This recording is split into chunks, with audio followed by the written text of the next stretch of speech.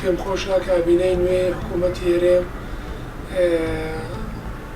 زۆر پشتگیری لە هاوڵاتیان بکە لە هەموو بارێک ئەو شتانێک کە هاوڵاتی پێویستی پێێتی خزمەت گوزاری بۆ هاوڵاتیان ئاسانکاری بۆ هاوڵاتیان زیاتر بم پێم خۆشە یەکەم شتی ئاوردانەوەی لە هاوڵاتیانی حکوومەتی هەرێمی کوردستان حکوومەتی خۆی هاوڵاتیانی خۆی هیوادارم ئەو کابینەیە جیاواز لە کابینەکانی دی